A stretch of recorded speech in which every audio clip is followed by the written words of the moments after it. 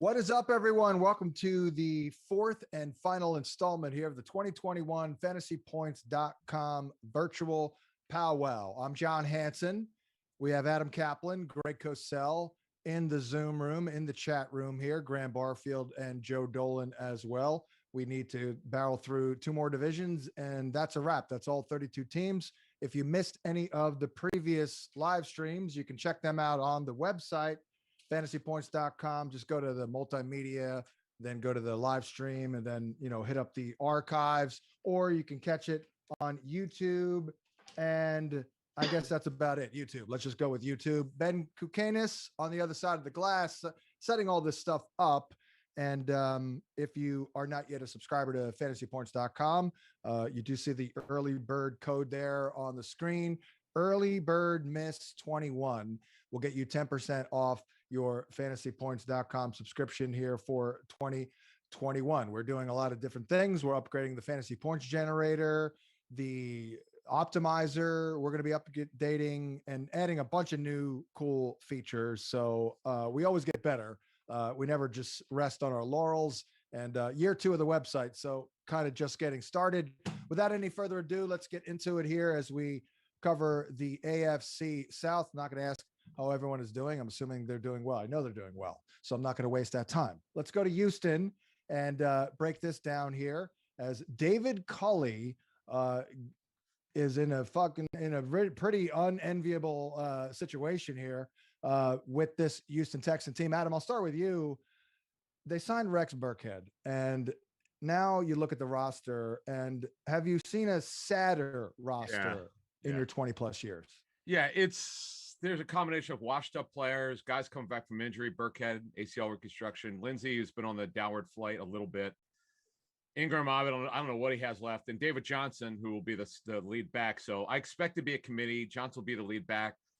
Tim Kelly's back as the OC. That was something to placate Watson, but you know where that stands, and we'll kind of look at Culley. And the good thing about David Culley is not that the receivers need coaching, because they've got Cobb and Cooks are veterans, but guys like Nico Collins, QT, and Coulter, David Culley for many years was one of the better receivers coaches in the National Football League. So that actually could have an impact on that group.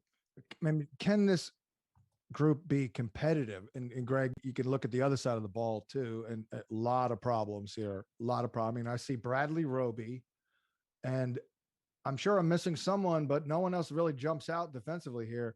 Greg, you have a pretty good feel for this roster. Is this a non-competitive roster? I don't think so. I'm a little confused here, guys. I think they have a pretty good quarterback. I think they actually have a pretty deep running back group. Maybe they don't have a star, but I think it's a pretty deep group. I think the receiving core has some quality. It's not high level, but they don't have four stiffs. The O-line has improved over the last couple of years as guys have gotten more experience, guys like Max Sharping, guys like Titus Howard, who were first and second round picks in 2019. Defensively, do they have a star? No. But I think they've got a few quality players. I mean, I don't look at this roster and go, oh my God, this team's going to be lucky to win a game. Obviously, because of Deshaun Watson being in the news for other things and his so-called demands, of course, he has zero leverage unless he doesn't want to play the season. But I think offensively, they'll probably be okay.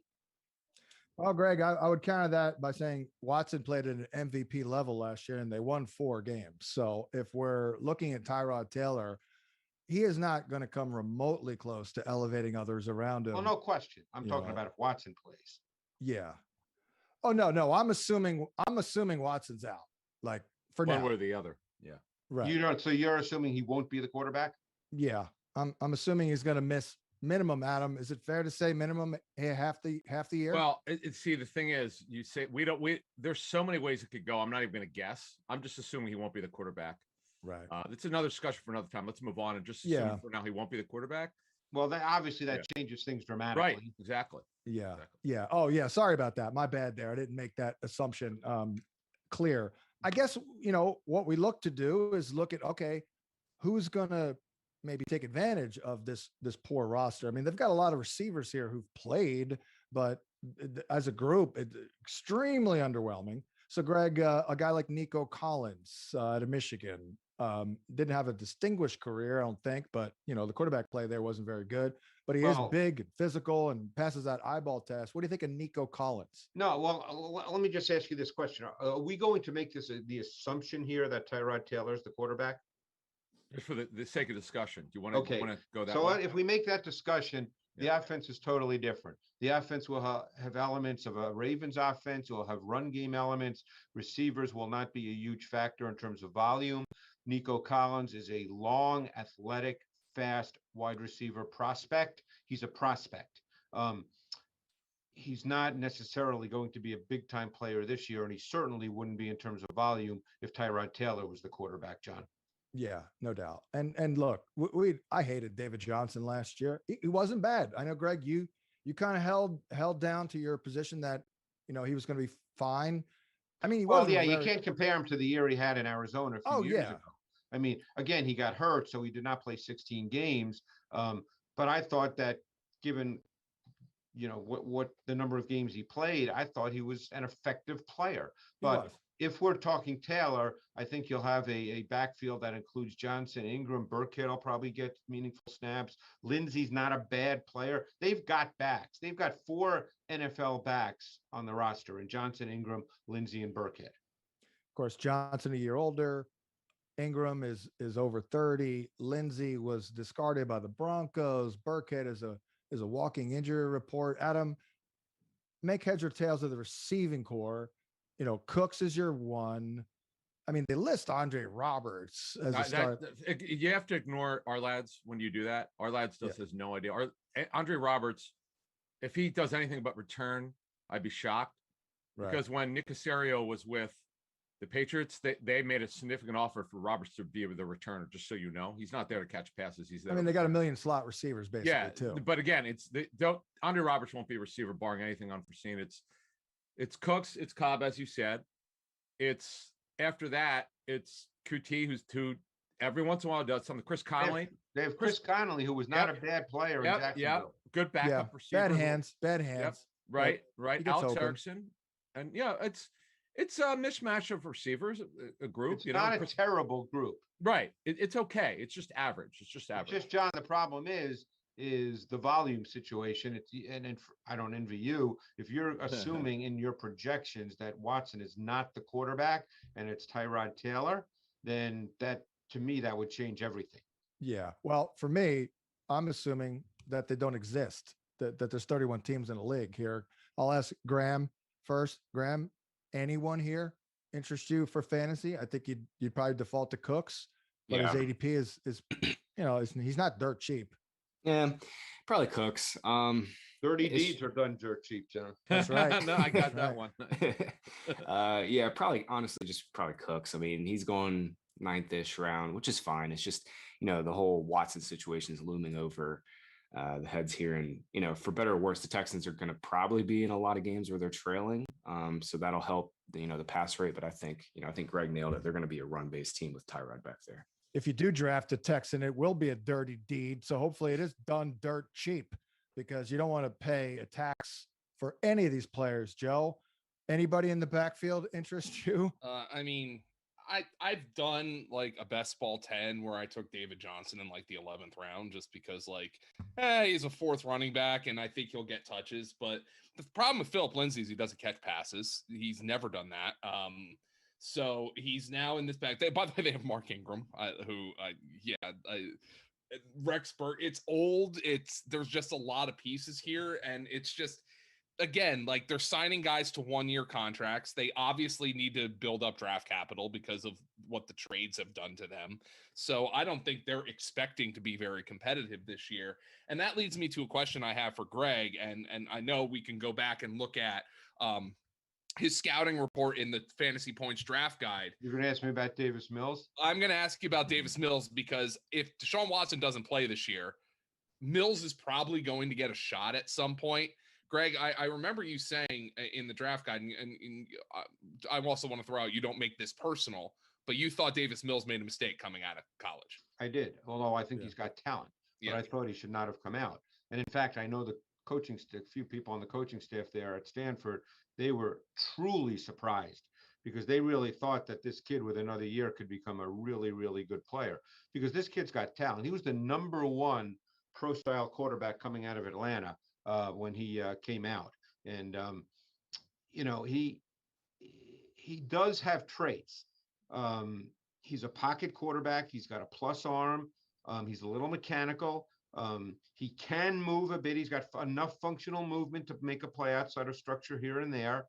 The things he really needed to work on and refine are the things pocket quarterbacks need to do. He was not as precise with his ball location as he needed to be. He was not as strong in his progression reading. And I had this conversation with a coach on the Stanford staff, but the traits are there. The question is, if Watson is truly not going to be their quarterback, when do they feel that Davis Mills can play? Because the last thing you want to do with them, and Graham made this point, is if they're in games where the quarterback has to drop back by choice 40, 45 times, I don't think you really want to put Davis Mills out there. Don't necessarily want to put Tyrod out there in that environment either, but at least he's veteran. played in the NFL, John. Yeah. I mean, we know Oh, what yeah. he is. Everybody knows what he is. Yeah. Davis Mills is not a playmaking quarterback.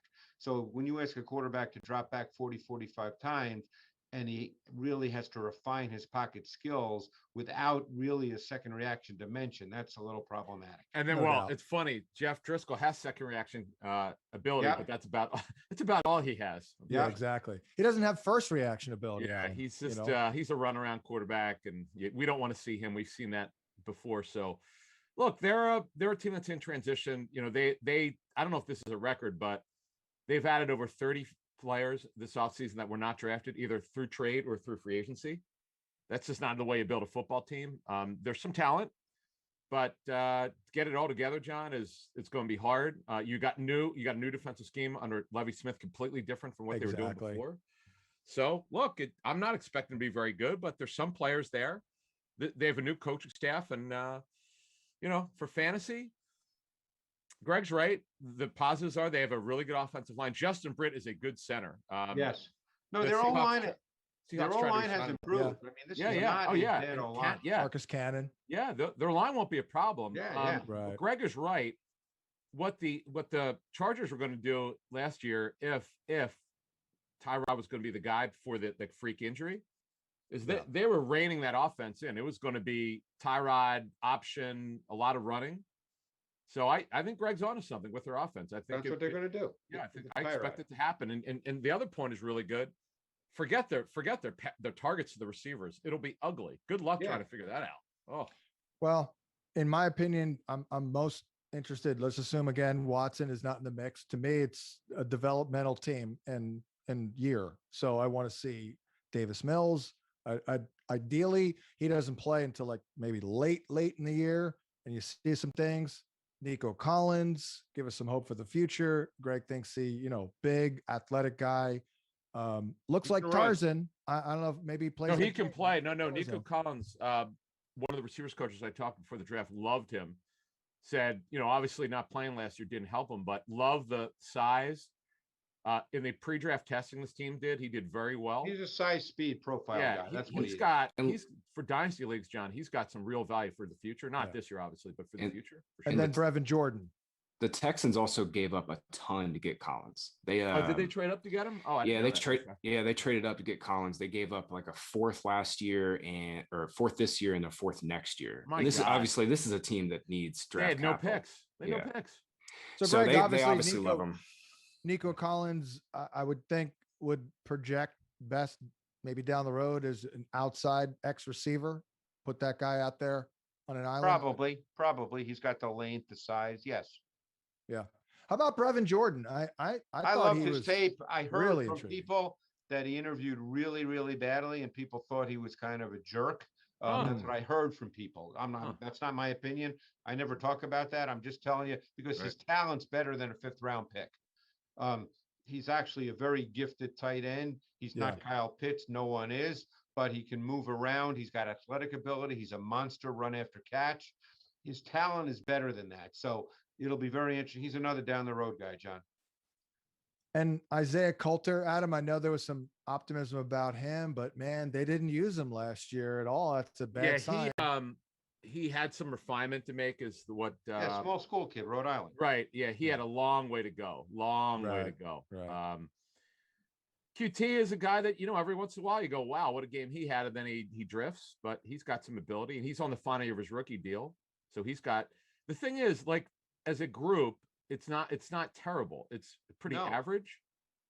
But just before we move on to the Colts, they'll be in some games now, assuming that it's Tyrod Taylor. This is a low octane pass game, John. That's unfortunately. I mean, again, they won 4 games last year with Deshaun Watson at an MVP level and Will Fuller. Yeah, and now right. Fair point. And Cooks is so inconsistent. Brandon Cooks, as talented as he is, he's just very consistent. He was pretty good last year, though. I mean, but John, 35% of his numbers he got in 2 games late in the season. Hey, look, I was the biggest Brandon Cooks fan there was. I know. It was incredible what he did. I kind of bailed on the guy, but the bottom line, he's actually hold it down pretty well the last couple of years. All right. Let's move on because this is it's not worth talking about this team for 20 minutes. It's not. The Colts, as we move on here with Reich and Carson Wentz and all that. Early vibes are pretty good. We don't have a ton to really break down because T.Y., Pittman, Paris Campbell, Zach Rascal, aka Zach Pascal, will be. I think Campbell's the wild card here. He's got a lot of talent, and he just hasn't played yet. Talk about it. Is he slot only?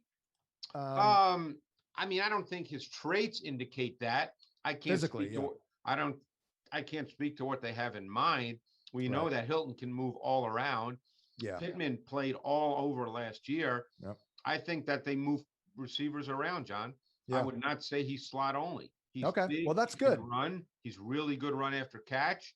He's got a lot of traits. He's just been injured. Size too. He's pretty big kid. Big. I remember him being close to 6'2", probably 205-ish. He's a pretty good sized kid. I interviewed him at the combine. I'm 6'2". He was the same size as I was. Adam, do you think Eric Fisher will hold it down there left tackle? Can we count on him in September? No, that's why they have Sam Tevy, who formerly started left tackle. They're hopeful, but they won't know until they get there. I mean, he tore his Achilles, so it'll be in the neighborhood of 9 months by September since the surgery. I mean, it'll be close. They'll see, but they've got insurance policy. Greg, didn't you tell us that you liked Tevy before, if I'm not mistaken? No, Tevy was not a guy I loved. Who was the other? What was it? The other Charger tackle that you liked? I thought the other Charger tackle. Who was the guy last year? I thought you Pipkins. Did you like Pipkins? No, I didn't. I'd never talked about him. So all right, I thought there was someone that tried. All right, but Tevy started. I mean, he was. I know he did. Starter. Yeah. Well, the one thing that kind of stands out to me, and I don't know if anybody wants to chime in, but they do like to spread the ball around. So I don't know if we'll have a true go-to guy. I think initially they would certainly want to lean on Hilton, his veteran experience. Michael Pittman is still ascending. Now you have Paris Campbell, presumably healthy and well in the mix. I mean, he was very active week 1. So, I mean, I think it all comes down to the intriguing guys actually Wentz, in my opinion. I mean, I think Hilton will be decent. Pittman is a breakout candidate. Well, the question is, John, though, here's the question with Carson Wentz. He locks in to his, we know that Ertz was his favorite target for years. Now, this is a new team. We don't know who he'll lock into. Assuming he'll still do that, he might. We don't know. He has to be rebuilt. So there's a lot of mystery here. Theoretically, Hilton's a possession guy that we know he can run. And Pittman, as Greg said, you can move him around. Paris Campbell could play inside or outside. It's hard to say who's going to be the top target. I think it's actually impossive, to be honest with you. Yeah, watch it be Jack Doyle. That would be shocking. Yeah, because he's a tight end. I get it. Greg, if you're Frank Reich, as you're looking to get Carson Wentz right back on track, I mean, what approach do you take? Do you come out early in the season and settle him down and run the ball? I mean, they want balance. They want to run it anyway. But if you're Frank Reich, how do you get Carson Wentz comfortable immediately? I love the environment. That's an off season. That's the off season, John. That's not week 1. I mean, Adam's right. Wentz has to be rebuilt. That's an off season project. Right. Do I believe they're going to run the ball? Yes, of course. So they're going to be a team, I think, that starts with the run game and works off that. Taylor, the last 6-7 games last year, was a true feature back. They've got a pretty deep running back group. They've got Taylor, they got Hines, they still have Marlon Mack. Even Jordan Wilkins has played a bit. I mean, they've got a deep group. This is not going to be a toss it all around team, especially early in the season. Yeah. But when you pop in the tape and, they lose Sirianni, my recollection of the Colts and their receivers last year and maybe even back is guys get open. Guys are open. Well, that's scheme. That's scheme. Yeah. Pittman got open. Yeah. Hilton, I thought, was open. Yeah. So assuming they're open, it shouldn't be that complicated. Call the play, guys open, Carson, pull the trigger and throw. I know it's easy. Well, that was one of the issues Wentz has had. I know. That's why he has to be built, and that's an off-season project. So, John, here's what some teams told me who graded Wentz, who were actually interested in trading for him. Their opinion, and these two teams agreed with each other basically on several things. They thought Wentz was conflicted. He wanted to do his own thing. He also he took what the coaches would give him, and he couldn't process. He broke down mentally. You could see by his feet, everything was screwed up. And he's got to get a clear mind. If he doesn't have a clear mind, he'll be an absolute dismal failure. If he could clear his mind and do what the coaches want, the thing that was very apparent, he could still sling it. He still got the arm strength, but everything else is off. Everything. Greg, everything. Back to you though. What if you had to give one reason why that happened to Carson? Oh, what would it be? I would say because he looked and no one was open. Well, that's a little strong. Or guys that's weren't open strong, consistently. Yeah. That's a little strong. Were they open consistently? I mean, I think the breakdown was with Wentz, not with what you're talking about. Right. I think Wentz mentally just somewhere along the line lost it. And he's a very smart guy. I mean, I was told by Josh McCown, who I know and has been in the league a long time, that Wentz is the smartest quarterback he's ever been around. But wow. I think he lost it. I think something just didn't click for him. Yeah. And that plays in, John, to trying to do too much and not get rid of the football. We all know that he held on the ball at times way too long. And that's part of it is because he's trying to make the play, which you're talking about. He doesn't check down, his history of doing that. Yeah. He used to get away with it because he was such a high level thrower and a processor, by the way, when he was on in 16 and 17. But you also have to look at Reich left and DiFilippo left. Then he started trying to do his own thing because that crap wasn't happening when those guys were there, particularly the quarterback coach. Yeah. You notice how everything changed after those guys left. Right. I mean, to me, it's a chicken or the egg thing. You guys seem to be placing more of the blame on Carson, which that is where the blame is. Yeah, sure. I mean, look, if you watch the tape, John, and Adam talks to people, and I've talked to some, that's where the blame is. I mean, ultimately, it is no matter what. I guess. Got to be. You're trying to think. What you're trying to do, which is your job, John, is think how this plays out from a fantasy perspective, and that's impossible to know because we don't know where Wentz will be. I'm trying to understand what caused him to unravel, basically mentally. Trying to do his own thing. I would say bad O-line because it's been really banged up the last couple of years. Yeah, injured. Yeah. You couple that with poor play calling, design, and guys not being open. Now all of a sudden anything could happen. Or maybe because I watched too much Criminal Minds, maybe he had a psychotic break. Could be. Look, John, it's all fair. It's now the hope is that he's very close to Frank Reich. Guy's like a big brother to him. Yeah. The hope is that Reich rebuilds his confidence. He's out of Philly where he thought it was a negative environment. And Marcus Brady, who's the OC, is apparently a very gifted coach. And Scott Milinovich, who was with Jacksonville and some other teams, also in the CFL. Maybe the hope is they'll be able to rebuild him. And could he be what he once was in 17? Still got a ton of talent. He's a very talented guy. Yeah. I don't know if he could get to 17, but he might be able to get close. Now, what would that mean if he gets close, John? It could mean 30 plus touchdowns. That's the upside. He could get to a game. He really could. Yeah, he could. Go perfectly. The best thing that I heard about him last season is arm strength has not been lost at all. Right. Everything else is. And I watched him yesterday and I saw that myself. I'm like, yeah, he's still physically. So I go back to like the old, remember when Doug Flutie finally got an opportunity and they said, how'd you do it? He's like, oh, I don't know. We went in a huddle. I called a play. guy was open, I threw it.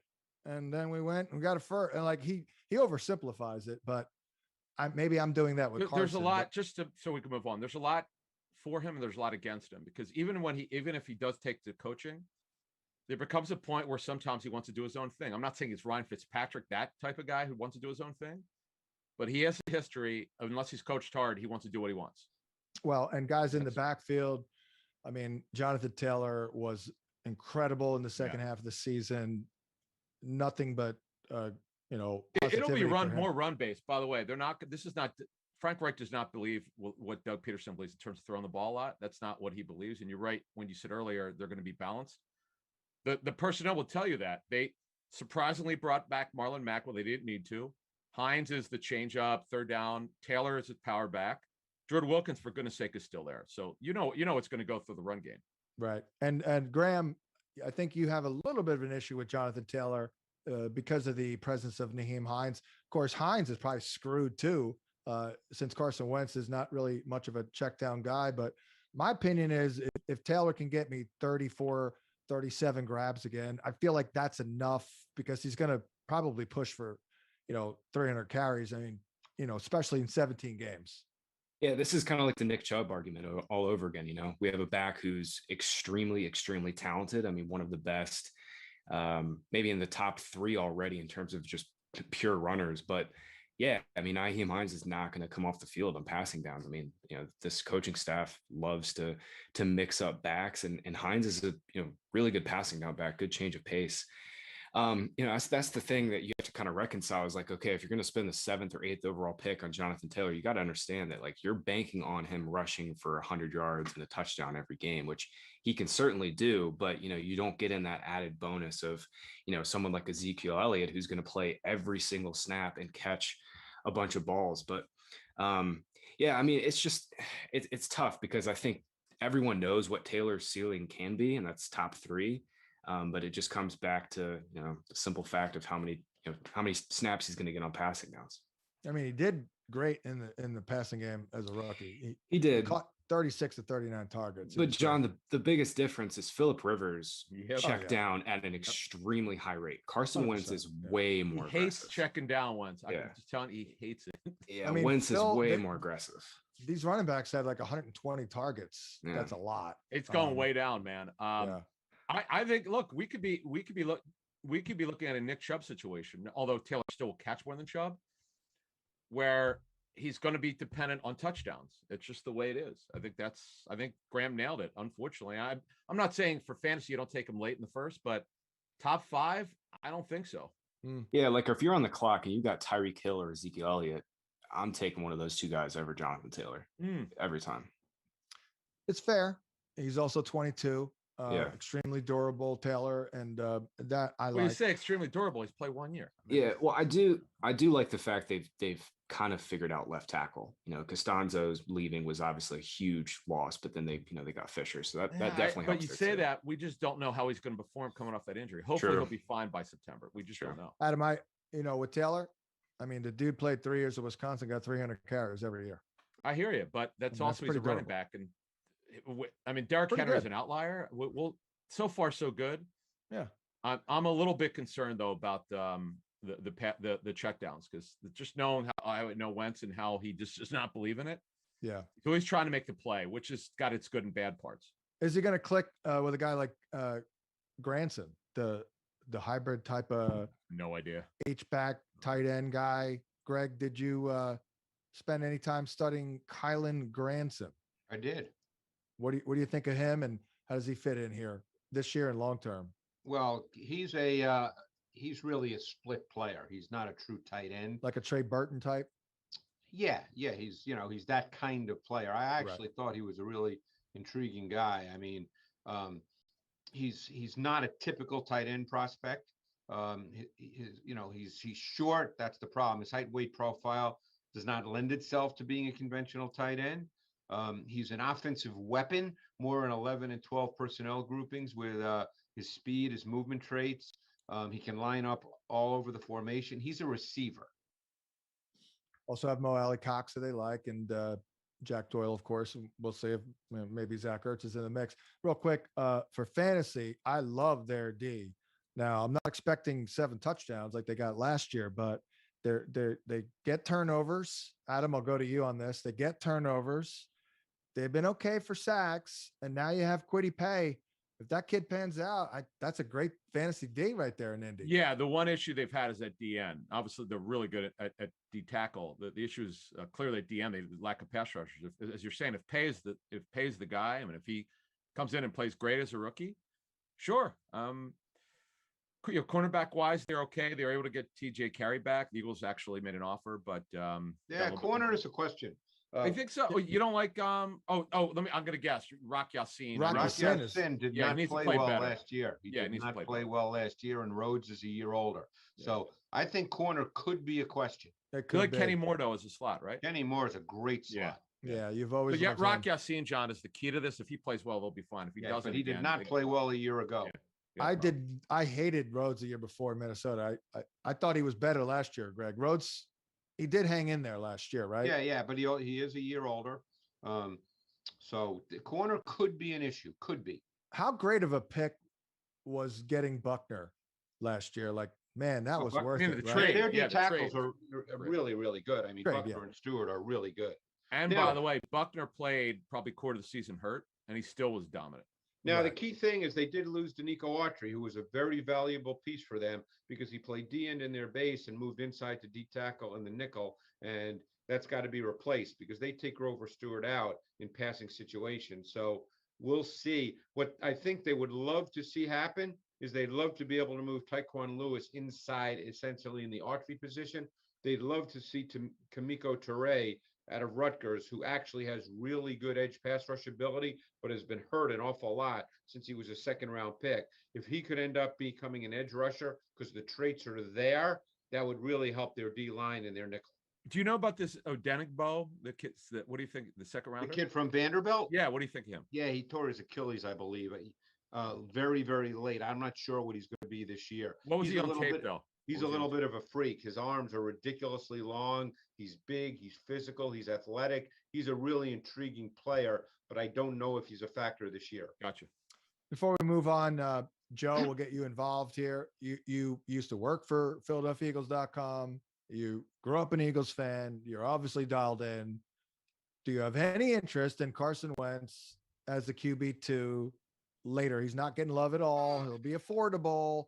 Do you think there's some upside from his The ADP? thing, John, where he's getting drafted, though, there's guys like Baker, Mayfield, and Tua. And even if you go to Justin Fields, who we talked about last week, and Greg said he would start him week 1, and I think he's going to start sooner rather than later. Wentz just isn't ending up on many of my teams. I mean, John, there was, I think Carson, what I saw last year was like extremely disturbing, and I expect he'll be better. I mean, it's hard for him not to be better, but how much better? I wonder if 2017 is just completely out of reach at this point. We barely saw flashes of that in Philly. I expect he'll be better, but John, I just think there's better bets. Tua, Baker Mayfield, guys who, Tua's supporting cast. We talked about him yesterday. It's loaded. Baker Mayfield is on the ascent.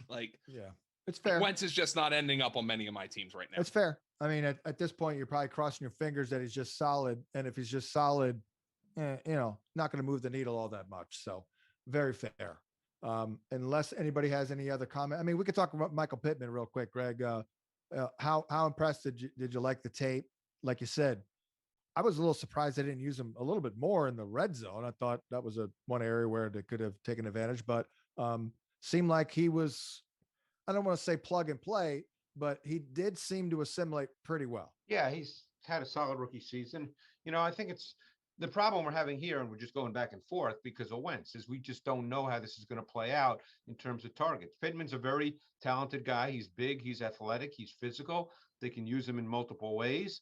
But I couldn't begin to tell you what the volume situation will be. Joe, what was that thought you had about Carson and like the deep crossers, that's not a route that he completed many of, and Pittman did several of those last year? Yeah, with Pittman, there was the play that I really go to is the touchdown he scored. I forget who it was against, but it was more of a shallow crosser, and Yeah. he Talking about just, Pittman. You're talking about Pittman and the 40-yard touchdown when he caught the shallow crosser. and he just Right. outran everybody. Yeah, well, Yeah, he can it's run. the Packers. Yeah, it was. I mean, it was spectacular. It's just the problem, John, is for a guy to outrun everybody on a shallow cross, the throw's got to be perfect. And Wentz struggled. I mean, how many screen passes last year, Adam, did we see Wentz with misthrow? I mean, Look, he was just off. But Yeah. the question that John has is if Wentz is back to a good solid degree, not 27 level, what could this offense look like? I think it could be I think it's got the potential to be with Pretty the good. run game, a top Yeah, 12. definitely pretty good. Offense. They got Yeah, I think- receivers. Yeah. Yeah. Right. And hey, look, Zach Pascal's not bad. I mean, it's but Greg's right.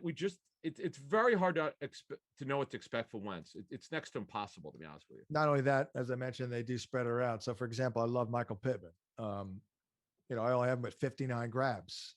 It's tentative, but 800 yards, 5-6 touchdowns. I mean, that's another thing. You got to spread the production around a little bit. They like to spread it. Moving on here to the Jaguars. We actually have some excitement here. And Adam, break down anything we've learned. I know you're not a Jaguar insider, but I got a pretty good idea. good in terms of this backfield, ETN, James Robinson. Yeah, Robinson's the lead back. He'll be the primary first and second down back. They're going to figure out a way to get ETN in there. Not only he's being cross-trained as a receiver a little bit. Yeah. You're going to be on this field the same time as Robinson? I mean, we're in June. I have no idea. I don't know. I'll know by July or August when I'm there, but I don't know that. I just know that Robinson's the lead back as they're thinking. First and second down. ETN will come in and back him up. High will see some work. It's going to be a run-based offense. When Darrell Bevel is calling the plays, you don't need to guess. You know exactly what it's going to be. They're good at receiver. Their offensive line is back once again. This is 3 straight years they're all back. I know they've underachieved, but they're talented. George Warhop's still their O-line coach. So it's John, there's talent there, but tight end's a disaster. They didn't even want Josh Oliver, which is disappointing because he could have been a factor. they got Tebow, Adam. You got Tebow. Yeah, I know, What are you I know. talking about? You Yeah, got Tebow. exactly. We're good. Right. He's got a tight end number. Just to sum it, the offense is going to be based on the run game. Will Lawrence throw it 40 times a game? Unless they're behind, no, I don't see it.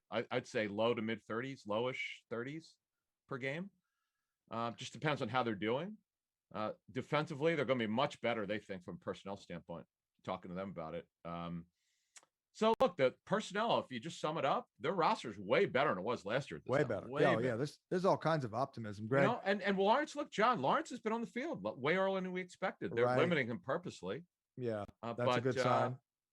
I wish he had a young tight end to throw to. That disappoints me. I mean, I don't know about Luke Farrell. If Greg's seen him, I don't know. There are people who really like Luke Farrell and think All right.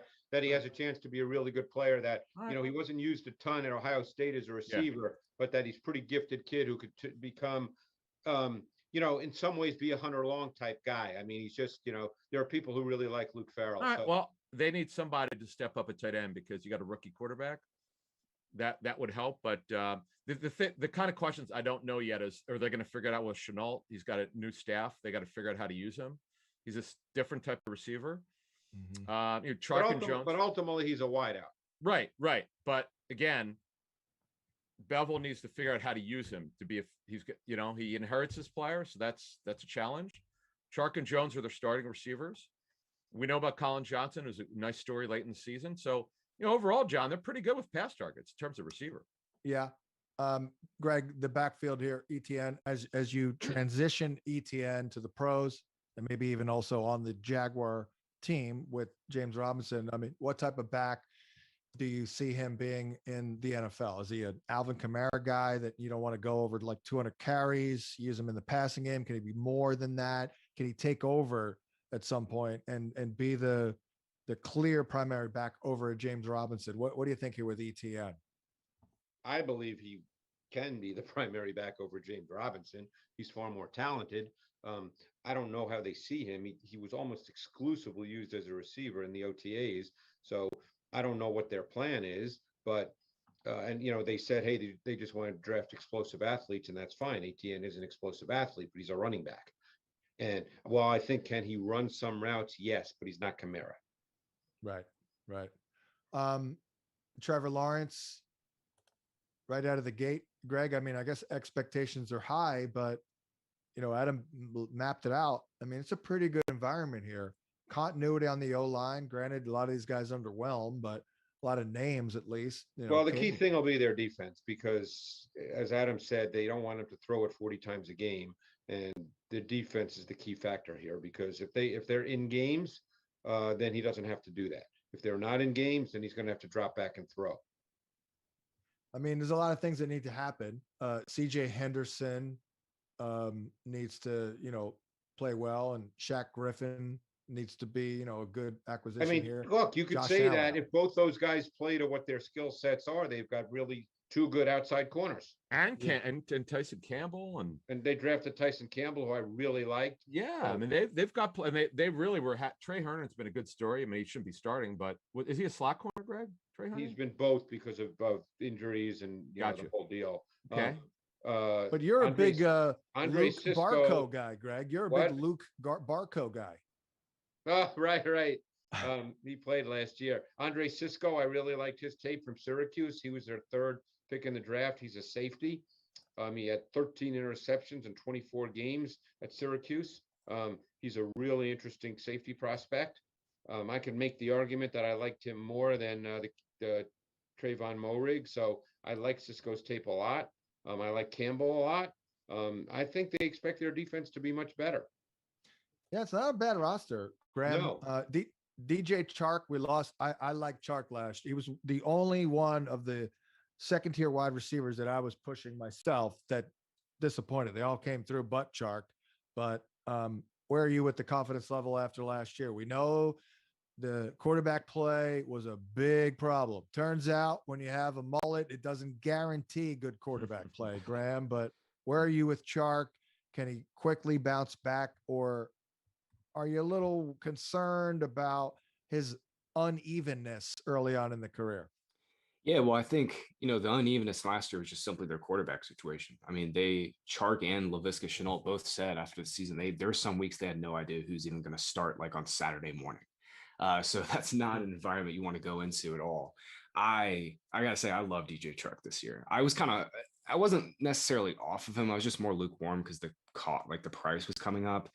But now we get a significantly better quarterback, obviously, and a significantly better offense. They're not going to be super pass heavy, but Chark should be the primary guy in this offense. I mean, he has a lot to prove. I mean, this is his year where he can kind of, say, hey, my 2019 season wasn't a fluke, last year of his deal too. Yeah, exactly. Yeah. So I think, I think some of the last year of the wide receiver deal stuff is kind of bunk, but in this case, I think it makes sense because Chark, man, I mean, he could have a sensational year, and the Jags don't have a true, they have Marvin Jones, but Marvin Jones is more of a flanker. Like, I think Chark is going to be their boundary X, and I'm excited to see it. Joe, Laviska Shenault is getting some love. His ADP is like 105. Maybe it's 115 on another side. I mean, Hollywood Brown is in that realm. Michael Pittman is in that realm. No way in hell am I taking Shenault over those two guys, but where are you with Laviska? Well, I think I initially really liked him just because, you look at some of the things he did at Colorado and even last year, and you see that there are some similarities to kind of the way Percy Harvin and Curtis Samuel were used in Urban Meyer offenses. Then you have Darrell Bevel, who's the offensive coordinator, who obviously coached Percy Harvin at both Minnesota and Seattle. But then I hear Urban Meyer come out, and Urban's probably going to learn very quickly about the way he talks to the media is getting people raising their ears a little bit. I mean, he openly admitted, and I'm sure Travis Etienne was like, well, thanks, coach, that he wanted to draft Kadarius Toney in the first round. And you view Kadarius Toney as kind of a player like that. They're working Travis Etienne at wide receiver in OTAs and mini camps. And you wonder, what does this new staff think of Laviska Shenault? And I'm kind of with you, John. The Kadarius Toney talk, working ETN at wide receiver, where he might be used on jet sweeps and things like that. Although I agree with Greg, the guy's a running back. I think I'm out on Chenault after initially thinking when Urban Meyer got hired and Darrell Bevel got hired that this was going to be a really interesting fit. Yeah, I would. I couldn't disagree more with Bevel's. I've talked to people working with him. Good guy. Yeah. His issue is with imagination. He's not the most creative guy. That you have to be creative to understand what Chenault is. Yeah. One of the most unique receivers. Greg's outlined it for us, and I've talked to receiver coaches. He's not for everybody. If you don't understand how to use him, it's a complete waste of time. You might as well trade the guy. So Bevel's got a job here. He's the good thing. He's got Marvin Jones, who's a good accomplished football player. Chark is we'll just chalk it up to the quarterback play last year. I mean, I think there's some fairness in that. But Chenault's sort of the outlier here. If they could figure out how to use him, he's so interesting, Real quick, Adam, then we'll move on. Third down passing situations for the entirety of the season, when you're looking at it as a whole, who's going to be the preferred option? I would right ETN now it'd be and Robinson, but ETN could take it over. We're in June. I don't know yet. I mean, right. If you're asking me to forecast it, I'll say they'll share it, but also we have to find out. And maybe this is a better question for Greg. Do you remember, Greg, how ETN blocks? He block? No, I don't remember that. Yeah, because that's going to be a key for him to get on the field in that role. ETN was not a good pass blocker. Well, that's going to be a problem. Yeah, he had technique problems and he got overpowered. They were very happy with Robinson with that role. Yeah, that's why he got it. He did bulk up. I don't know, Greg, if you have any thoughts on that, because ETN did gain, I believe, 12 pounds and still ran pretty well. Since when? Since I believe the season ended. Yeah, and Scott mentioned this, I think, in his article when he was recapping the post-draft press conferences. But like one of the first things Urban said to ETN is that he wants him to like bulk up, and he was like, "Look, you remember that picture we sent you?" Which is weird. ETN was 215 at his pro day. Yeah, because exactly. I mean, ETN's never been skinny. He's not been slight. That's weird. Yeah, I don't know why he would say that. Huh. I guess I don't know. I saw quotes from him talking about bulking up a little bit. I mean, look, at the end of the day, and I'm just going to say this, ATN's a better player than James Robinson. Okay. Right. So at the end of the day, you got to decide. I mean, Urban Meyer's new at this. When I say new, he's new in the NFL. He's probably a lot smarter than I am, but ATN's a better player than James Robinson. You drafted him in the first round. He's an explosive athlete. He's a running back. So at some point, he's going to have to play running back because that's what he is. And he's better than the other guy. Right. Do you see an environment where these two could coexist in the backfield that could be really good and really healthy? Or I think, yeah, I mean, can you have plays where you go with with pony personnel, two backs? Of course, you're not going to do that on 50 plays, John. Yeah. Let's move on to Tennessee. And boy, Adam, I go to you because in my opinion, the Julio Jones thing comes down to Tennessee, New England, San Fran. But you could argue Tennessee needs Julio Jones more than anyone. I mean, I understand AJ Brown is an X, and I don't think they want to give up a first-round pick. Yeah, they don't. I know where they stand here. So they want him.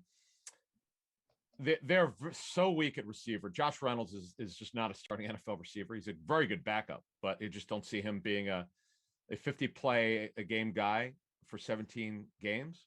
So that's their interest there, and we'll see what happens. But for now, let's just assume they're not getting, because that's where we're at.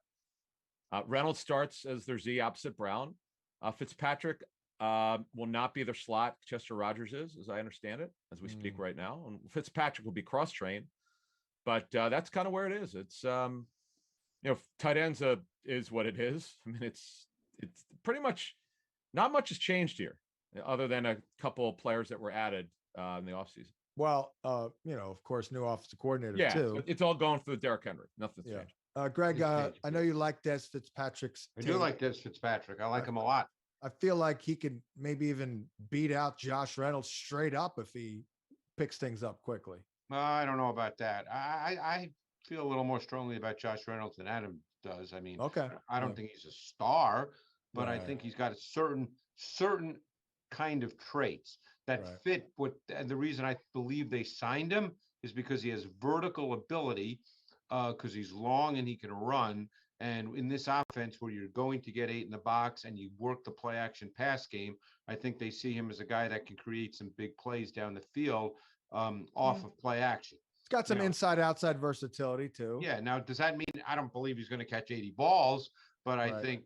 I think they'd be thrilled if he caught 50, 55, and was a 15-yard a catch guy and caught 7 touchdowns. I think that's in the context of this offense. I think that's probably how they see him. He's a good example of. I have him with 56, by the way. He's a good There you example go. of not a bad NFL player at all No. for real football. But fantasy, we're over underwhelmed. Right. Um, Right. But I think he's a solid NFL receiver. Not great, not a star. But you can line him up, and I think you'd be okay. The issue with Josh Reynolds is he a 25 to 30 game play guy to be successful? Could he Right. handle 50 plays? We just don't know that. He has been a starter before, full-time starter for 16, now 17. Right. So they're taking, that's where I don't want to say a risk, but Yeah. that's, they're looking at his traits and thinking that, yes, he can do that. Right. And we'll see What's funny is I actually went back and I looked and I calculated the number of times where he had to be kind of a starter, Reynolds, and I kind of added up all the numbers, and it essentially resulted in like a season's worth of numbers. And it was very comparable to Corey Davis, ironically enough, who has departed here. Greg, when you look at the tight end spot here without Jonnu, we know what happened last year with Jonnu. Well, they really like Ferkser, and Ferkser is a really good receiver. He's a detached player. They really like him. He's going to play in 12 personnel, and he's going to be the tight end when they go to 11 personnel in long yardage situations, because Swaim is a really good blocker. He did a really good job a year ago as a blocker. So basically, can Swaim just be Jonnu from last year, and we do just what we did last year with Ferkser? He's like their big slot. No, I mean, Jonnu's a way better athlete. in terms of role, though, you mean? In terms of blocking, yeah. Yeah. Well, Swaim was there last year. He was a really good blocker. I know. Yeah, I know. I believe Jonnu missed a game or two or something, and Swaim.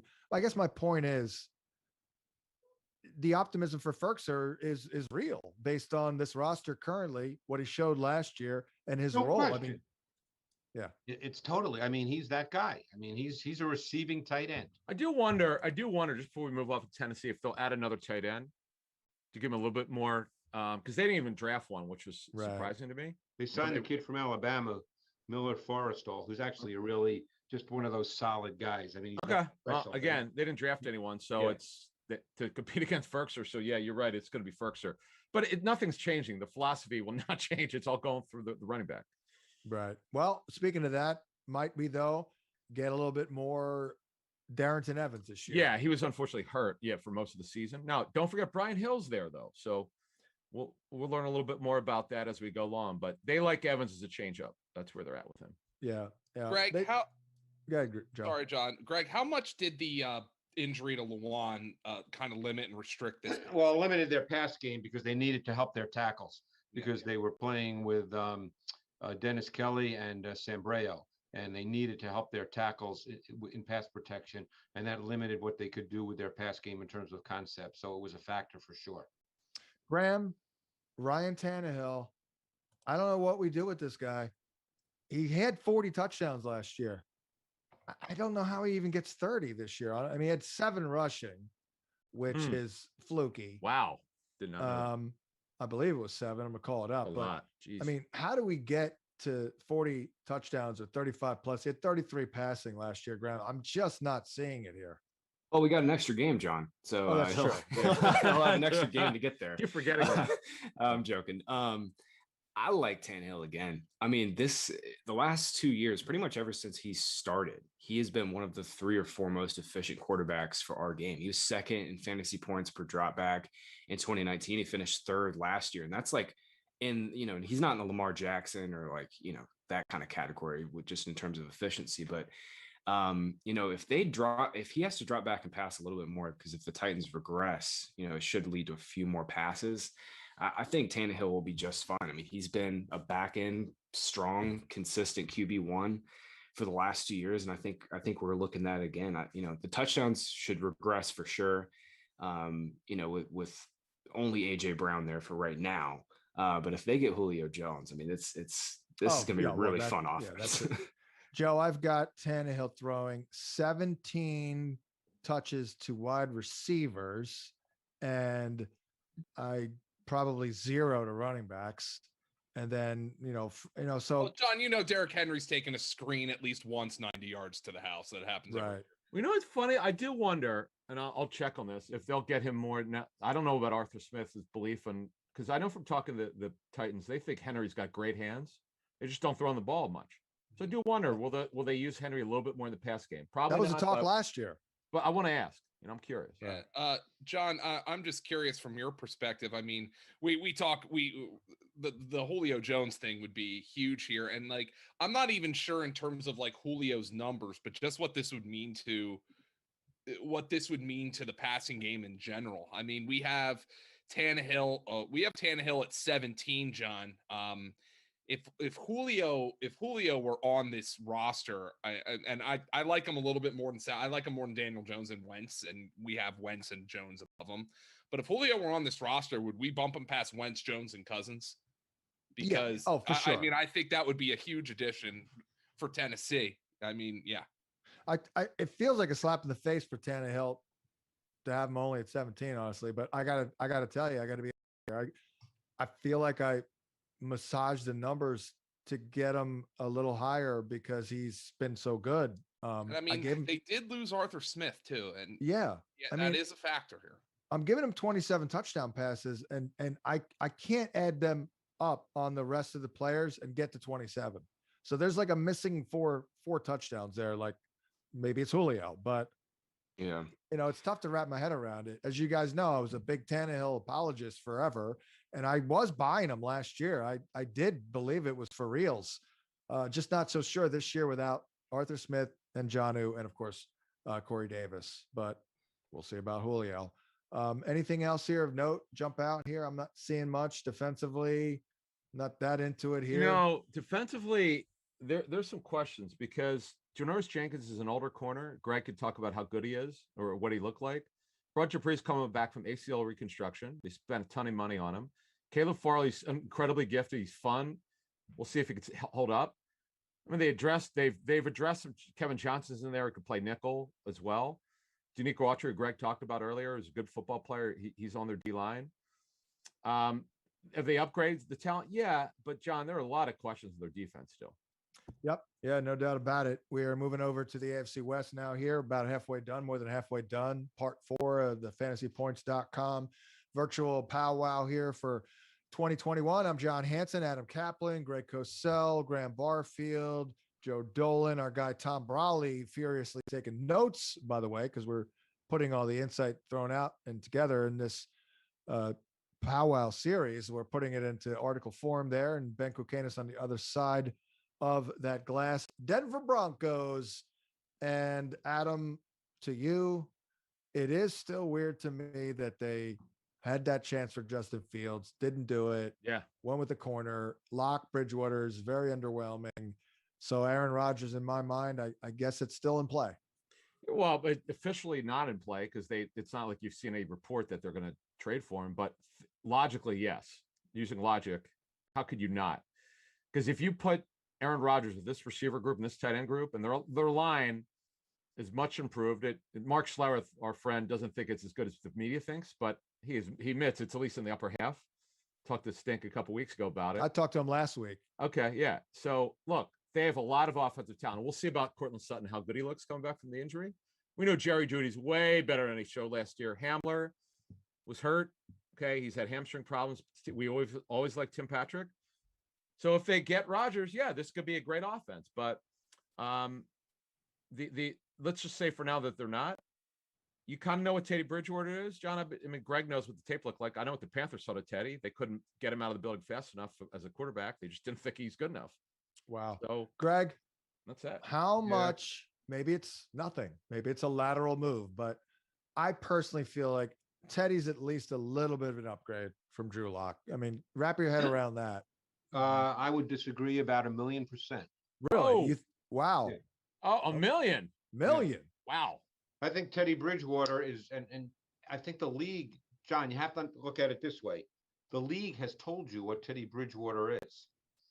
He's a backup quarterback. Well, I'm the guy, by the way, some of the guys on staff last year were into Teddy. I'm like, Teddy stinks.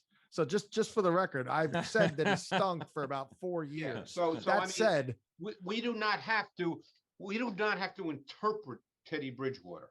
This is not an interpretation. This is a statement of what the league believes Teddy Bridgewater is. Now, having said that, do I think Drew Lock has shown to be the guy? No, I don't. But I think he's shown some flashes that if it's between the two of them, you're going to play Drew Lock. Now, unless Drew Lock is absolutely awful this offseason, I think Drew Lock's going to be the guy that's out there. Everybody knows what Teddy Bridgewater is. You do not want to put him out there as your starting quarterback. And I mean, it's a tough Greg, one. Could you? I know what Carolina thought. I'm curious when you say that, what you saw. Could you just to update everybody? What did the tape show you? Well, I'm also speaking to the tape, Adam. I mean, no, I'm just asking. No, what I think he's okay. I think he's limited as a passer. I think that he doesn't have great pocket awareness. I think he gets sacked too much. Can he move a little bit, but you wouldn't call him a true second reaction player. He just has lower level traits for I think pretty much everybody would tell you he's a low end starter and ideally a backup quarterback. That's what Teddy Bridgewater is.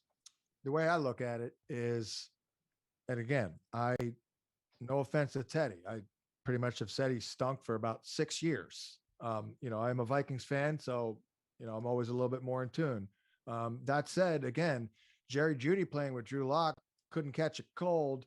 Meanwhile, over in Carolina, Robbie Anderson's out there hauling in 100 balls with yeah, Teddy. but again, but you're talking about fantasy, John, and I know that's what we're talking about. Yeah. That's not. They would Carolina would tell you, John, that a lot of them. The reason why Robbie Anderson did not have a high average per catch is because Teddy will not drive the ball downfield. It could be lit. You could be standing 40 yards downfield with no one covering you, and he won't throw it. But they used him on those shallow crossers and the like, and DJ Moore averaged 18 yards a catch. That's fine. But they're not going to drive the ball downfield. It's a check down. Teddy Bridgewater's a check down. John, you're talking fantasy, and that's what we're dealing with. Yeah. We're not talking about the quality of the players. Yeah. I think at the end of the day, maybe we could ask you this. We know they both bring negatives to the equation. It sounds like you believe that at least with Drew Lock's physical abilities and his talent and upside, you'd rather take a shot there. That's his mistakes and deficiencies are, in your mind, maybe less harmful than Teddy's flaws. What you have to try to figure out with Drew Lock is what causes the mistakes, because he also makes some big time throws because he's capable of that. So you have to figure out, will he ever stop making the mistakes? I mean, I had a great conversation this weekend with someone about Sam Darnold. And again, we're not talking Sam Darnold now, but it relates to Drew Lock, who said to me, Sam Darnold threw interceptions in high school. Sam Darnold threw interceptions in college. Sam Darnold throws interceptions in the NFL. Is that likely to change now? And this person believed no. And it's a person who knows. So you have to decide with Drew Lock. Is Drew Lock a guy that is always going to do this, or can this be coached out of him? And I can't none of us can answer that because we're not there. But he's clearly a superior talent to Teddy Bridgewater. Yeah. Adam, I blame the organization. We shouldn't even be having this conversation. It should have been Justin Fields, in my opinion. Oh, yeah, I agree. Well, he's not there. Yeah. But what I know what you're saying, John. They obviously must be. I'm with you. They can't be serious with these two quarterbacks. Right. They just can't. I know enough about both, talking to people, as I do, coaches and front office people. Especially since they just got Kyle Fuller. I would bet that there are people in the know who can't stand Drew Lock. I guarantee that that's the case. Yeah. It's he's I'm one of them. He's a gifted quarterback. John, as you and I, you won that argument. One of the few that you won last year against me. You won. I was apologist for Lock, and I had enough. I saw enough of him to like, all right. As Greg said, though, before we move on to Kansas City, the talent is there. Why he makes these inexplicable mistakes is beyond me. I have no idea. And the problem is there are too many of them.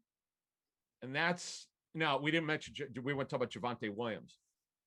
I don't know this. No one's told me this. I think Williams will wind up taking the job. I just have a gut feeling. Yeah. Taking a job from who? From Melvin Gordon at some point this season. Oh, right. Oh, so do I. Oh, so I don't think that's a question. Yeah, I can't tell you it's going to be week 1, 5, or 8, but I believe he'll take the job. And when he does, I mean, does he relegate Melvin perhaps early on to passing down work? Yeah, I have no idea. I have no idea. Well, again, Melvin Probably because we're in Javonte June Williams here. is not a great receiver at this point Okay. in his career. All right, so maybe Gordon has that role, Yeah. And that, Graham, that is critical. It can be very prohibitive if you're an early down back not getting the catches here. I mean, that could be a real problem.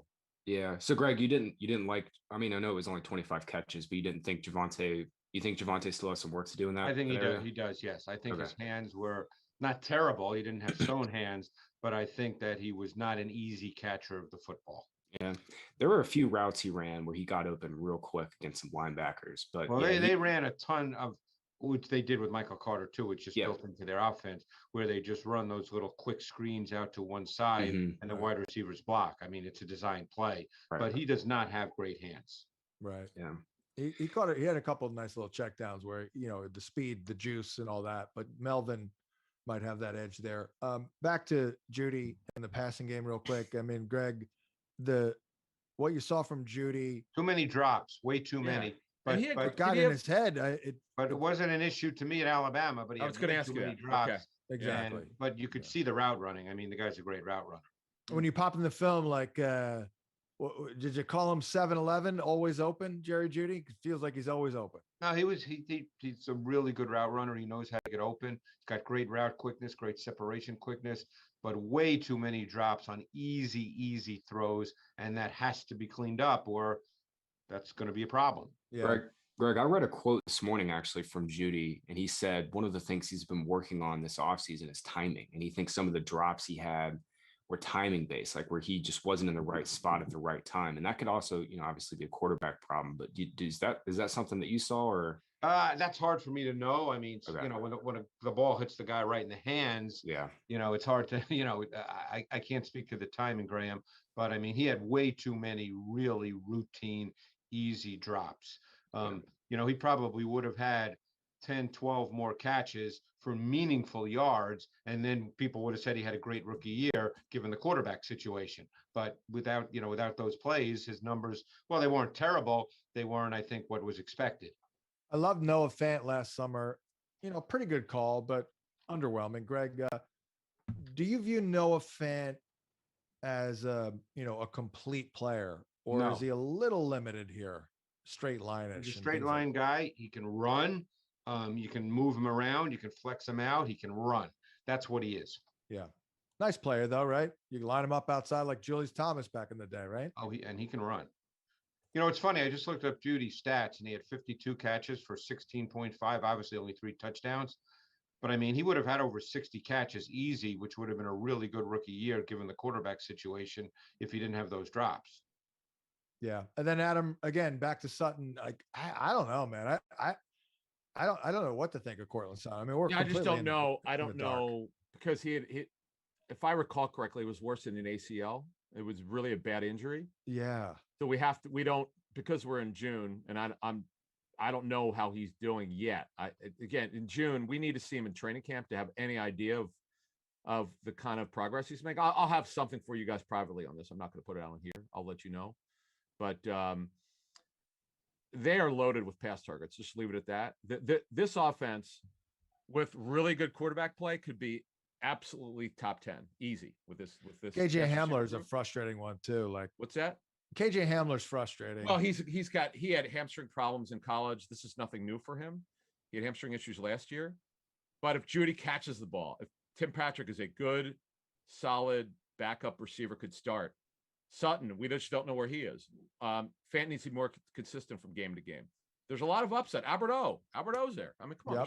There's a lot of Graham. Hey, Graham, KJ Hamler interest you at all with like pick 227 in best ball? Yeah, it comes back to the fact that Teddy doesn't push the ball downfield. And that's what we need Hamler to do. I'm thinking Rodgers, though. Imagine that value if they made a deal, shockingly. Or Jordan Love. I mean, Jerry Judy, John, if they get Rodgers, Jerry Judy is going to catch 100 balls. I mean, that'd be amazing. But that would be amazing. That would be absurd. Adam, is it possible if Rodgers stays in Green Bay that Denver calls about Jordan Love? We're in. I have no idea. You're just throwing. Yeah, well, now we're just. I have no idea. Well, because Greg, is it fair to say that Jordan Love at this point, who'd you rather have as your quarterback of the future, Drew Lock or Jordan Love? Even if But Love costs you I 100. don't. John, I, we're not really going to discuss that, I are have we? no idea. Yeah, Right, come on. right. Jordan Love hasn't taken a snap in the NFL. I view that as a positive because you know what? I've seen Drew Lock and my I don't cornea think got anybody. scratched. I don't think anybody views it as a positive in the coaching world when a guy has not taken a snap in the NFL. Well, it's a pretty big negative when you have, and the tape you put out there is brutal. But let's move on to KC. You know, I go right back to Clyde Edwards-Helaire, and Graham, I'll actually go to you. We were not all of us, but I certainly signed off on him as a number one fantasy pick.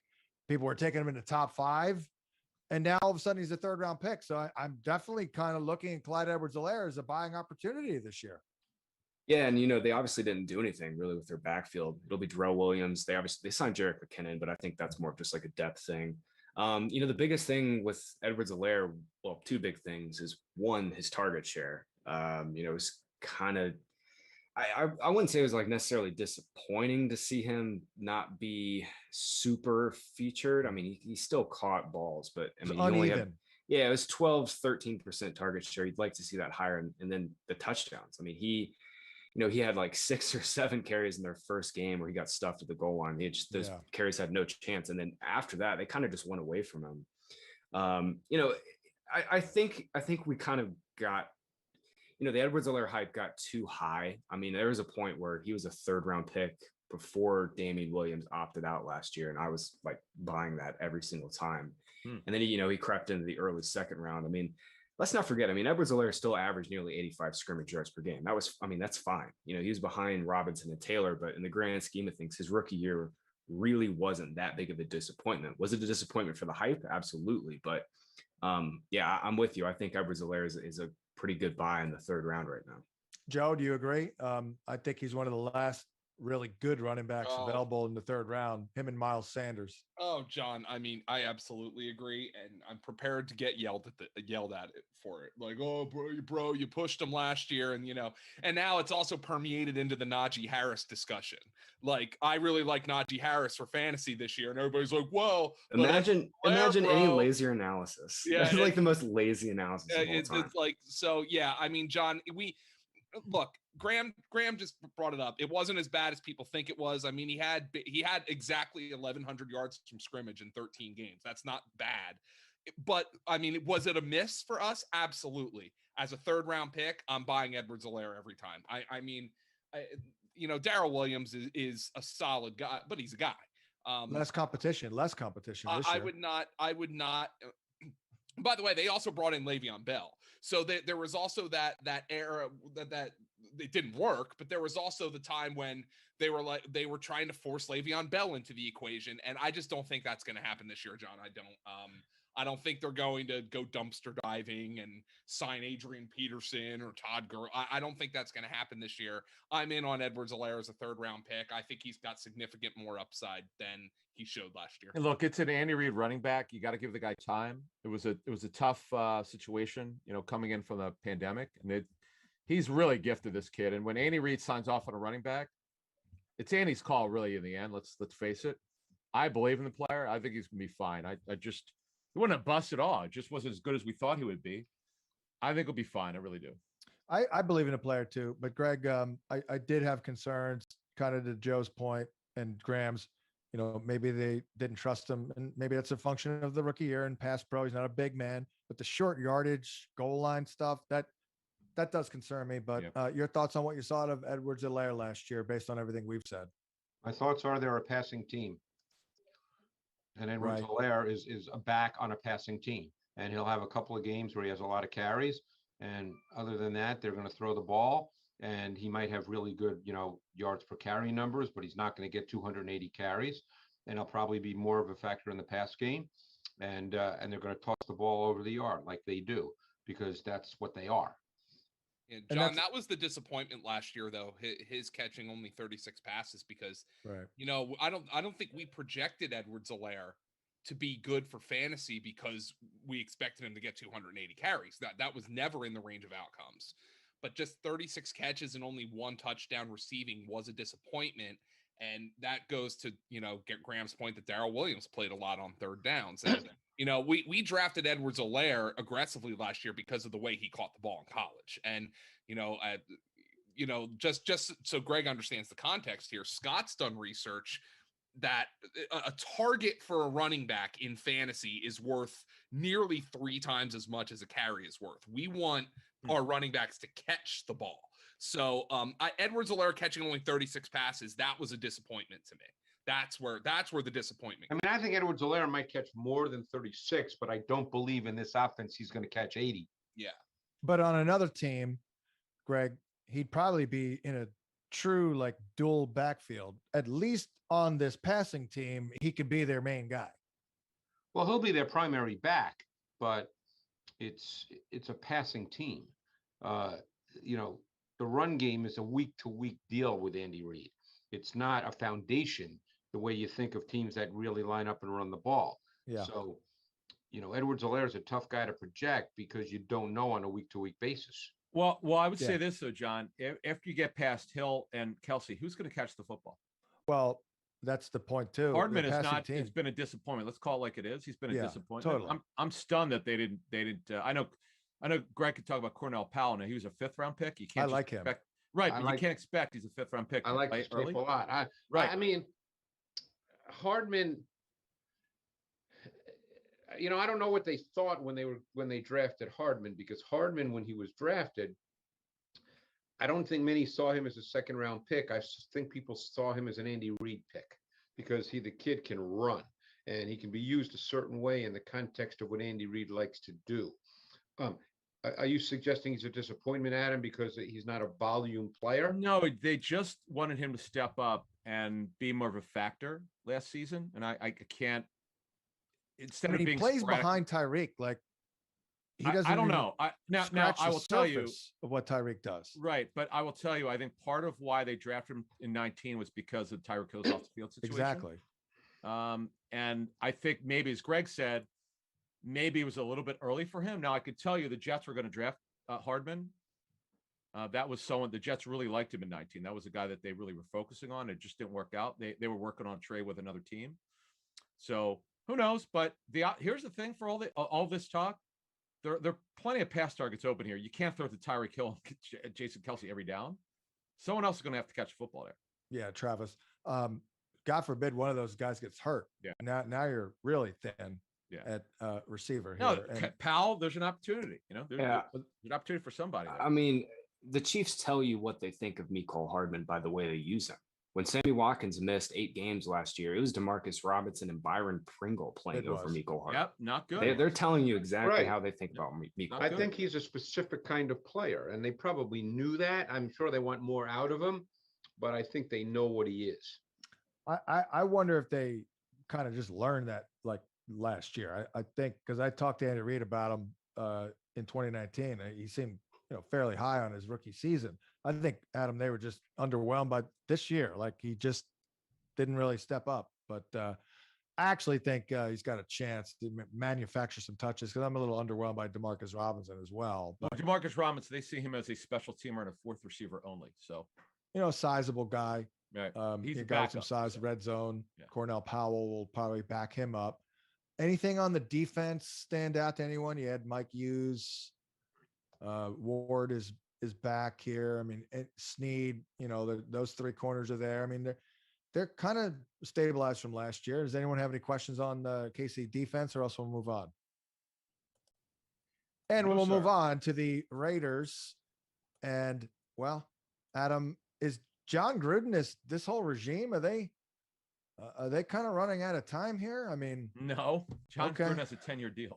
I know, but what are we in? He's been underwhelmed. No, but I know what you're talking about. This is 18, 19, 20. This is year 4 for Gruden. He's underwhelmed. The team is underwhelmed. They haven't drafted very well. You and I talked about this ad nauseum on our show on Channel 87. It's just offensively though, I'm probably more bullish on them a little bit more than most people. I'm not talking about the running game. I know that Ruggs underwhelmed. I know Edwards underwhelmed. Edwards was hurt he was also coming off surgery last year before he was drafted. He's totally healthy. John Brown could still run. We know he's got a knee injury. Knee problems in his career. There's talent here at the receiver group. They just got to put it together. And we know that Waller's an incredible football player. So, and Carr, they think this is the best year of his. This past year, they thought he was tremendous. Okay. Greg, what'd you think of Ruggs and the tape? I'd like to see a few more, high percentage passes thrown to him. I mean, his average depth of target was like 17 yards, which is like, one of the largest numbers, in the league. I thought maybe we'd use him a little bit more, trying to get him the ball, run after the catch, and routes all that. Have to be better. I can tell you his route running needs to be yeah. Just add that. What were your impressions watching Henry Ruggs? Did you have anything positive or negative? Well, I think we got to be careful about rookie receivers. The guy can run. I think that he needs more work as a receiver. And I think that this will be an interesting year. A lot of receivers make big jumps from year 1 to year 2. He's obviously a starter. I would assume, who's going to start opposite him? Do you think it's going to be Brown or Edwards? It should be Brian Edwards and Brown. And Brown has played X and Z, I was told, in his career. Last year he played X because Diggs is the Z for the Bills. Right. So he can do either. My sense is it's going to be Brown and Ruggs on the other side, and I don't know how they're going to split that up. And Edwards is their X because he was drafted to take.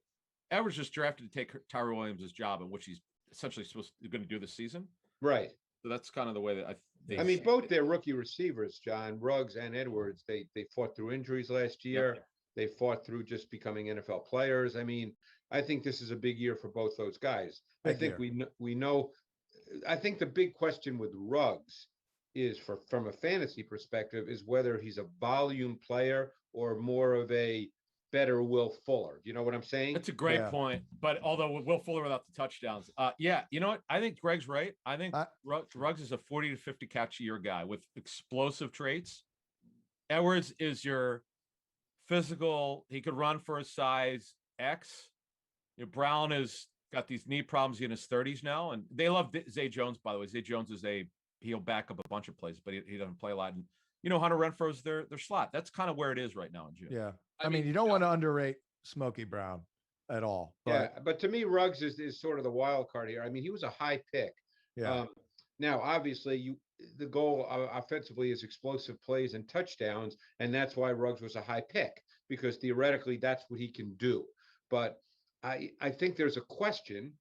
They may have the question too. They're with him every day. We're not, as to whether he's a volume guy or not. He may be. Adam could be right. He may be a 50 catch, 850-yard guy with 8 touchdowns, and that might be what he is.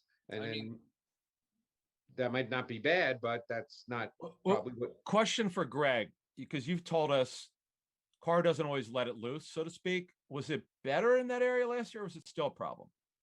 I think it was a little better. I think it depends on how it's defined for him. Don't forget, Darren Waller gives you a lot of definition. One of the things that really helps is when you have a tight end who can split outside the formation. I've talked to coaches about this. It really helps to find things for the quarterback because of how the defense has to react. And I think that helps Carr feel more comfortable in turning it loose. I think in addition to Ruggs, I think Edwards is a little bit of a key as well. Get some size, red zone, things like that. Only 11 catches, Greg. He actually did average 17 yards a catch. I think Edwards, let me throw this out, okay? This will be, I guess, my bold, controversial comment for the day. That's the way it'll be seen. That's the way people will see it. I ultimately think Edwards, and I think their body types are different and their traits are a little bit different. But I think that Brian Edwards is really not that different, just skill set wise from, let's say, Justin Jefferson. Wow. And again, Justin Jefferson obviously put up huge numbers last year. But I go back to Edwards' tape. He was a 4-year starter in the SEC. His tape was really good. He's just not explosive in the way you think explosive. Of course, no one thought Jefferson was really explosive either in the way that he played last year. So again, having said that, I don't mean he's going to catch, 80 balls for 1,400 yards. But I think if he's totally healthy, that he could be much more of a volume target than Ruggs. Probably a lot of contested catches, because that would be the one thing, separation I'm not sure about with Edwards, but he's a physical dude. He's a very physical dude. Yep. And then Adam in the backfield. Where are we with Josh Jacobs? What is Josh Well, Jacobs? I mean, it's not a good sign. You cannot believe this Kendrick Drake contract. I don't think I've seen a backup running back contract like this in 10 years. They simply cannot get out of it until after he plays 2 seasons, Kendrick Drake. Wow. It's I'm not saying like he's going to be the starter. No, I'm not saying that. But he's going to justify the contract. He's going to have to play Kendrick Drake, and he's going to have to play a lot. He got 11 million guaranteed at signing, which is ridiculous.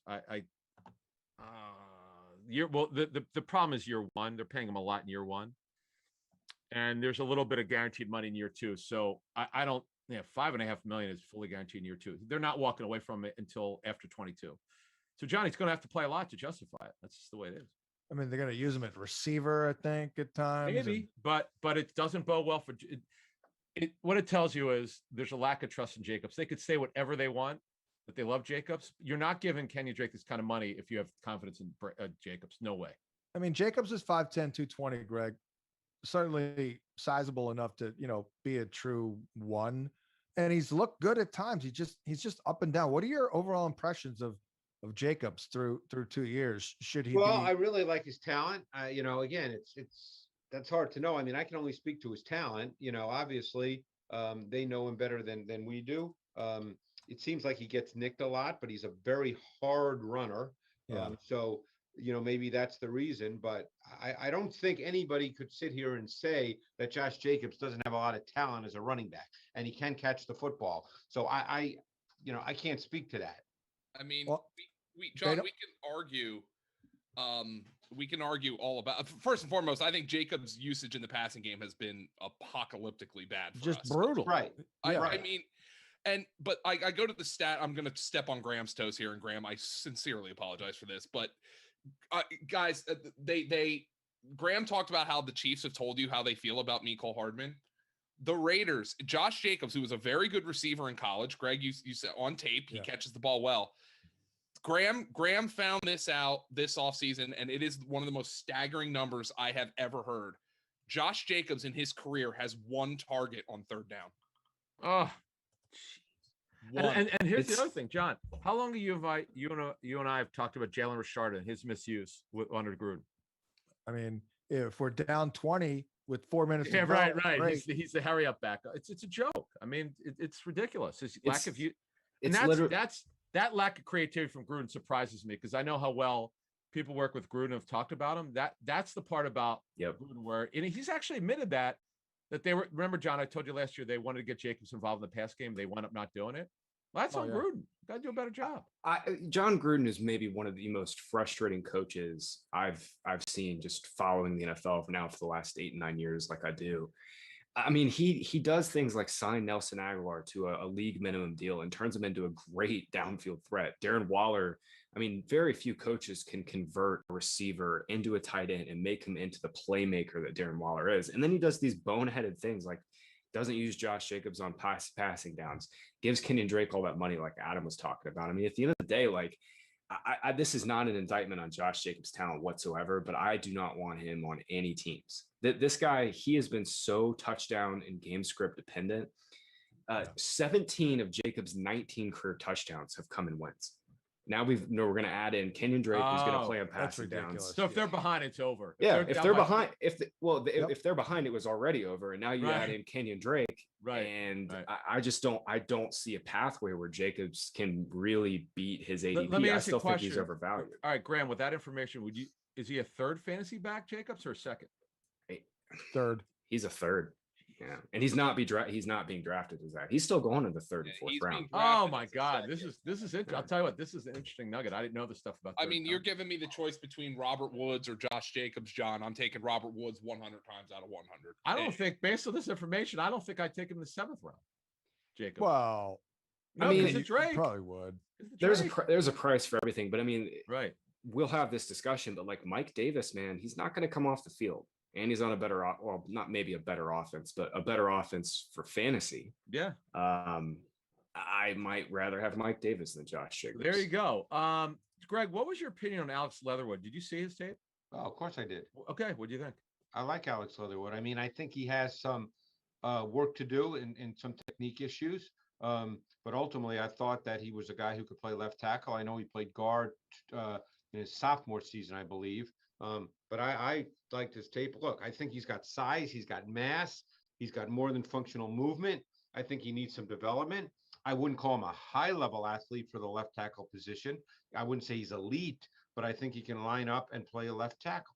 I think he needs some work, some coaching work, and I'm not an offensive line guru by any means, but I think that he needs to better coordinate his feet and his hands in pass pro, but I believe that can be coached. The guy he kind of reminded me of Dwayne Brown in terms of size and measurables. Former Texan. And yeah, it's pretty good left tackle, by the way. Yeah, it's pretty good. Yeah, that's true. Because I said, because a lot of people saw him as a guard. I ended my evaluation by saying he has much to work with at offensive tackle, and I believe he will be drafted to play outside in the NFL. And he was drafted to play outside in the NFL. He's going to play right tackle, isn't he? Is he going to play right tackle? Yeah, I assume he was. Miller's Colton Miller's. Yeah, he's going to play right tackle. Yes. Yeah. Finally, the Chargers. I got to tell you, Adam, I'll start with you. We all know Herbert was great last year.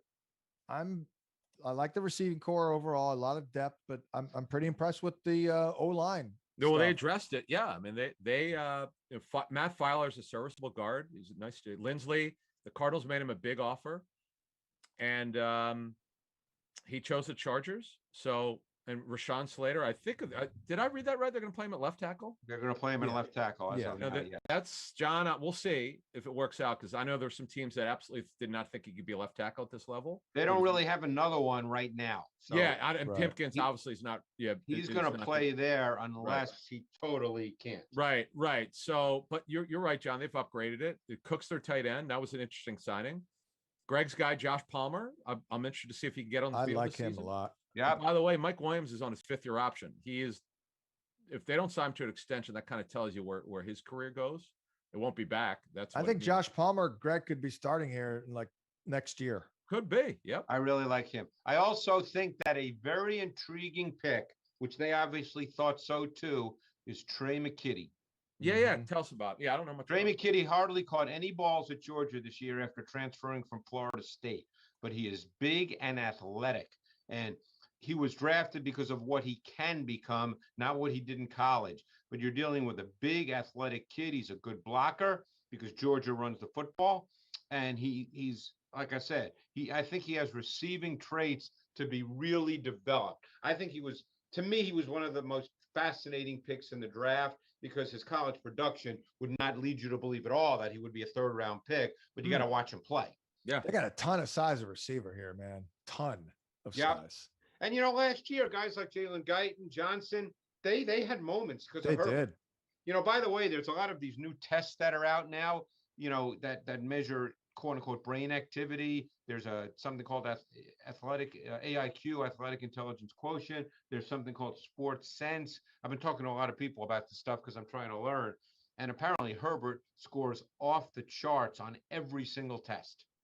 Yeah, no, real brilliant. I took that brain activity one. I'm still waiting for the results. It didn't, nothing registered, like nothing. Did any of you guys ever take the Wonderlic test? No. I did a number of years ago. I was really disappointed. I got 2 wrong. I got 48 out of 50. Damn. Greg, I want to talk about Herbert and his rookie season because, I mean, obviously, I'm not in any way calling you out here, but I don't think you anticipated he would play like this in his first season. And it's funny because I was speaking to a GM that was at the event that I was at this weekend, and we were talking about Herbert, and he said the same thing. He said his college tape would not lead you to believe he'd play like that, and then he was telling me because he gets to do all the stuff that I can't do, interview him, do all these tests that I spoke about. And he said that he's such an amazing kid in every single way. And he's so freaking smart, but his tape, left some things that led you to believe he needed work. And that was absolutely true. So I'm not the only one who thought that, his tape, you just had to put the tape on. Adam knows this. He's talked to people. And those issues did not really show up this past year, Joe. So whether it's coaching, whether it's just normal development, whether it's the kid being really smart and just understanding, I can't speak to John, why. Yeah. The see and throw at quarterbacks coaches in the NFL have an issue with it. You know, Well, and that's what he was in college. right. That's why I brought it up. And I told you that story, John. I think Greg was on the air or whatever. I know Greg knows the story. I was sitting with a college football coach at the Senior Bowl last year. Yeah, you've told me this. Yeah, and he's like, I don't see how this guy's going to make it. He just waits. He waits. Dak Prescott does the same thing and gets away with it. It's not for everybody, but as Greg said, he processes well enough. I'll be interested to see how year 2 does, especially with Joe Lombardi, John. That's going to be fun. Yeah. I mean, you can make up for a lot of that with arm strength, which he has. But Yes. you know, he did not run nearly as much. no. So Well, I don't he's- know, Greg, down the stretch. I don't think he's one of those guys per se, like, oh, now there's tape on him, you know? Oh, right. I'm not exactly feeling that. I am. Well, more obviously he's concerned- going to be in a different offense because That's what I'm concerned about. Yeah, that's the thing. You know, Adam, you know, again, Lombardi, I watched his press conference from yesterday, trying to get some cues. Didn't really get much. What's the word on the street on Joe Lombardi, though? Is this the right man for the job? Yeah, look, John, I've outlined this. He had a rough go. Without going into too much detail, there's a reason why they didn't bring him back in Detroit. They didn't get what they thought they were going to get from Joe Lombardi. I think he got humbled by it, and this is probably going to be his last chance. They did. I know the Chargers did their homework on him. And obviously Brandon Staley was his choice. They want to bring a lot of what New Orleans has done in the past, and maybe Lombardi got the job before he was ready with the Lions, but he's more than ready now. And he's coached quarterbacks. He's called plays before with Detroit. I expect him. And you and I have talked about this. We expect Eckler to be heavily involved as he normally would be in the pass game, because the New Orleans backs gets involved in it. Question is, who else do they use in the backfield? Joe. I You know, don't I'd know. be really interested to see, and I don't know this, so please don't take it as if I know, Yeah. because I don't. I think just as a kind of a professional grinding runner, that Larry Roundtree, the rookie from Missouri, is a very intriguing guy. I saw him in a way that's very similar to Zach Moss, and Zach Moss was the Right. 3rd round pick. You Right. know, I knew Roundtree wasn't going to be a high pick because he's not an explosive, dynamic runner, but he's a professional runner. And I'll be very interested to see if he gets carries. I mean, it's a new stat, but they need that guy opposite. Yeah, they don't Eckler. have a reliable number 2, John. Yeah. Because Joshua Eckler Kelly I like didn't Eckler work a out. lot, as we all do. Yeah. But I don't think he's, you're not giving him the ball 250 times. Right. as He's a not a runner. volume back. As a Hell no. runner. John, I really like Justin Jackson stylistically, but he gets hurt a lot. I'm kind of with Greg though. You know, Josh Kelly, they drafted him as a grinder last year, and he wasn't good. I don't think he's as good a runner as Roundtree. Right. And the problem with Justin Jackson is, even though that's what he is stylistically, he's less than 200 pounds. He can't handle that. He's more of a slasher to me. And Yeah, I'm he with is. Greg here, John. This is when you were doing the Chargers projections, you said who should be second on this team in carries, and I told you I think it's going to be Roundtree, because I think the new staff drafted him essentially to take Kelly's role. Well, the biggest would agree with that. question, the biggest question we have right now for Eckler is, are they going to let him score touchdowns? Because he's going to be awesome in between the 20s. Are they going to let him? Yeah, because they did not let him, run. He's never had inside more the than 10. 3 rushing, as you Yeah. know, Graham. Oh, this so they would season. take him out. You're saying they would take him Yeah, out? yeah. They took. Okay. I mean, they took him out for Kelly and Balazs. Freaking Oh, yeah, Kalen Balazs. That's why Balazs had. Balazs. Yeah, that's right. That's right. Here, Yeah. I So- said, well, it's funny, going to Roundtree, I said there is not much mystery to what Roundtree is. Decisive, downhill, physical, determined, competitive, with laterally quick, energetic feet in confined space. There was always a place in the NFL for those kinds of backs, and their role is more often than not part of a 2-back system, much in the same way Zach Moss fits with the Bills. Yep. There it is. And with that, I think we could probably wrap here. We've covered McKitty. We've talked a little Josh Palmer, good size, all that. Slater, left tackle. Defensively, not bad. Not bad. Get Well, and Derwin people are James expecting back. they'll be better defensively because of Brandon Staley. Yeah, And Derwin James back, too. Guy named Derwin James is coming back. He's pretty Yeah. good. Yeah. And they play. Asante Samuel. Staley's a big believer in quarters coverage, plays a lot of split safety. I'll be interested to see Asante Samuel in this system. A lot of people love him. Looks like he's going to play outside. Oh, okay. I mean, that's what it looks like he's going to play. Interesting. Okay. Yeah. Just like his dad. And that'll wrap it up here. There you go. All 32 teams covered here in the fantasypoints.com virtual powwow. We will have other powwows off the record. That's when we just drop F-bombs and really talk a lot of crap on people, but we don't do that on camera. But that's, an inter-office kind of a situation here. But let's wrap it up here. I know Greg's probably hungry. I'm pretty sure I heard his stomach growling. So we'll and I know it was probably mine as well because I haven't eaten yet today. So for Adam Caplan and Greg Cosell and Graham Barfield and Joe Dolan, I'm John Hansen. Thanks for tuning in here. Check out the previous 3 if you've missed them. And of course, check out the promo code EarlyBirdMiss21 for 10% off your fantasypoints.com subscription. So we'll talk to you next time at fantasypoints.com.